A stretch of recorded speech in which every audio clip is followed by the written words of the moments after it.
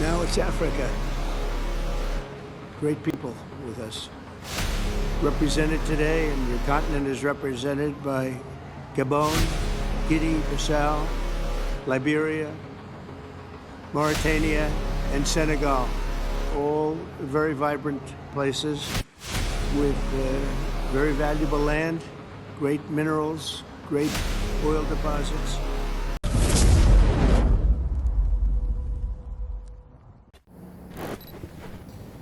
L'Afrique ne pourra jamais souffrir par manque de ressources, plutôt par manque de lucidité.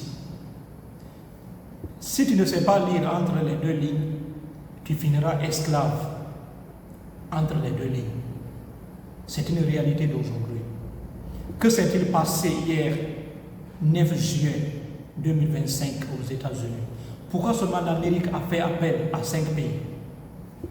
Le Sénégal était présent, le Libéria était aussi présent, la Mauritanie était aussi présent, le Gabon était aussi présent, et aussi la Guinée-Bissau était aussi là-bas. Pourquoi seulement les 5? Pourquoi pas les autres pays comme le Nigeria, comme l'Afrique du Sud, l'Algérie, les pays qui ont une grande économie? Pourquoi seulement ces 5 pays? C'est de ça qu'on va essayer d'analyser dans cette vidéo. Vous êtes les bienvenus. Avant d'abord de commencer, regardez très bien cette carte. Vous allez comprendre quelque chose. Vous voyez très bien l'influence chinoise sur le continent africain. Vous voyez pertinemment la présence de la Chine sur le continent africain. Ça fait combien d'années la Chine est en train d'investir massivement sur le continent africain? Par contre, les autres États ne sont pas tellement présents sur le continent africain. Lors de cette réunion, ils ont parlé du commerce d'abord. Ils ont parlé de l'investissement. Ils ont aussi parlé des questions migratoires. La première des choses d'abord, c'est de bloquer l'influence chinoise sur le continent africain. C'est d'abord la première raison. Ces pays-là ne sont pas proches de la Chine. C'est-à-dire ces pays-là n'ont pas une influence énorme chinoise par rapport aux autres pays. Si tu vois très bien le Libéria est neutre, a une influence chinoise extrêmement faible. Le Sénégal, c'est un peu équilibré, États-Unis, la Chine, etc.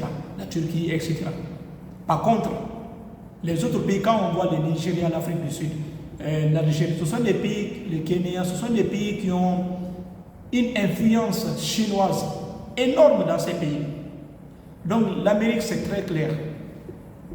Venez d'abord s'implanter massivement dans ces pays avant d'avoir l'arrivée massive des Chinois. C'est de ça qu'il s'agit. C'est d'abord l'une des raisons.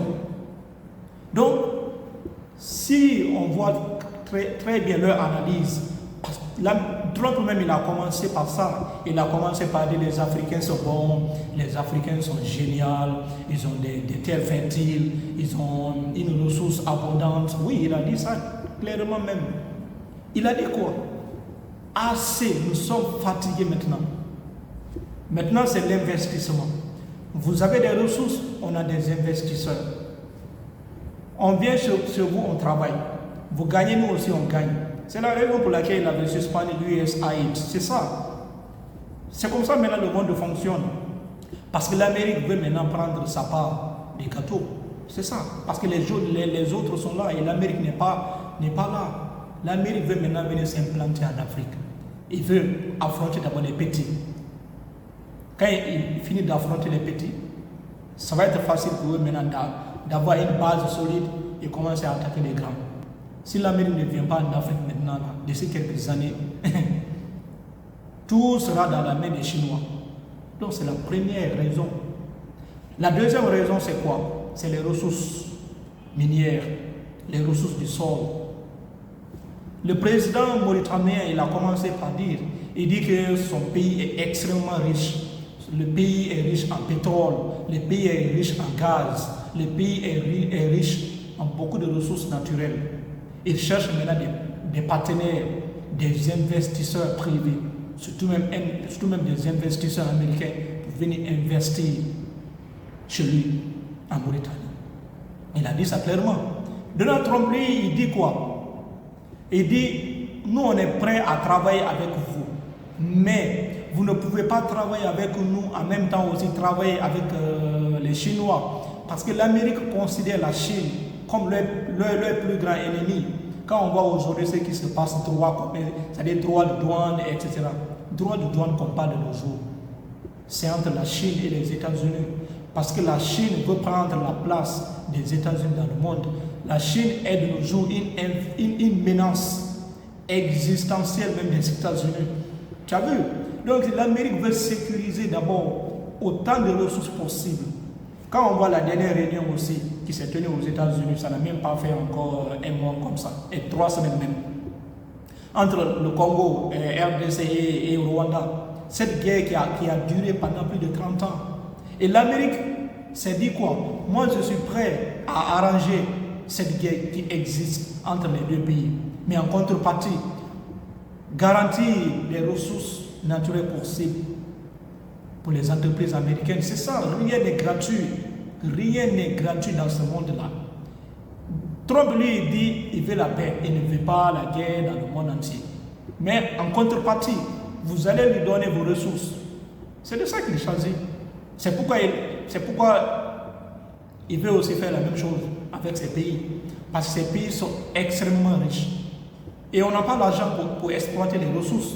On n'a pas l'argent pour exploiter le fer, l'uranium, l'or, le pétrole. On n'a pas l'argent pour ça. Et les Américains ont l'argent. Ils vont venir investir. Comme les Chinois ont une influence modérée dans ces pays, l'Amérique va venir d'abord s'implanter là-bas avant la présence massive des Chinois. C'est la deuxième raison. Et aussi la troisième raison, c'est quoi? C'est la position géographique clé. Ces pays-là ont des positions stratégiques clés sur le continent africain. Ces pays-là ont accès à la mer directe. Tu vois? Et ces pays-là ont des ports. Par exemple, le Sénégal est en train de moderniser leur port. Le Sénégal est en train de construire un port plus grand que l'ancien. Tu vois? Et ce sont des zones qui vont donner extrêmement de revenus à l'État.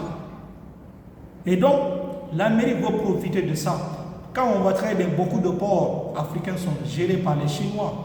Beaucoup de ports aussi ont été construits par les Chinois, tu vois. Donc, ce sont des zones extrêmement stratégiques pour les États-Unis, tu vois. Et c'est l'une des raisons. Et aussi, il a parlé aussi des questions migratoires, la déportation.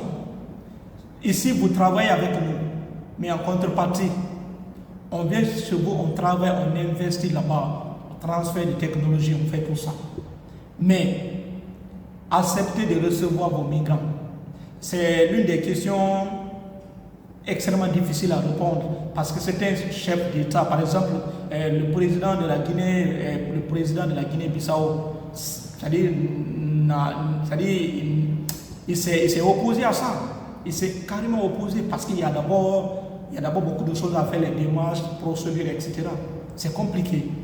L'Amérique, les États-Unis veulent déporter tous les migrants illégaux aux États-Unis. Tu as vu? Donc, vous travaillez avec nous, on vient chez vous, on investit et vous acceptez nos politiques.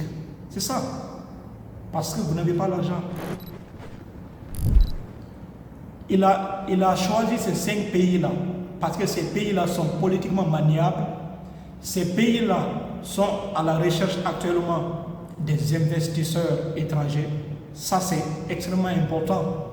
Parce que ces pays-là ont besoin des investisseurs pour développer leur réseau routier et aussi les infrastructures, beaucoup de trucs, les hôpitaux, fournir l'électricité, etc. Mais ils n'ont pas l'argent. Donc, ils sont à la recherche des investisseurs étrangers. Et aussi, l'Amérique fait partie. L'Amérique a l'argent. Donc, en contrepartie, les gens vont venir travailler chez vous et vous leur donnez vos ressources. Ces pays-là sont moins influencés par la Chine. C'est de ça qu'il choisit. Ces pays-là ont une position stratégique sur le continent africain. C'est la stratégie de l'Amérique de nos jours. négocier avec les gens, mais en contrepartie, vous leur donnez vos ressources. C'est ça qu'ils ont fait au Congo. Dites-moi en commentaire ce que vous en pensez.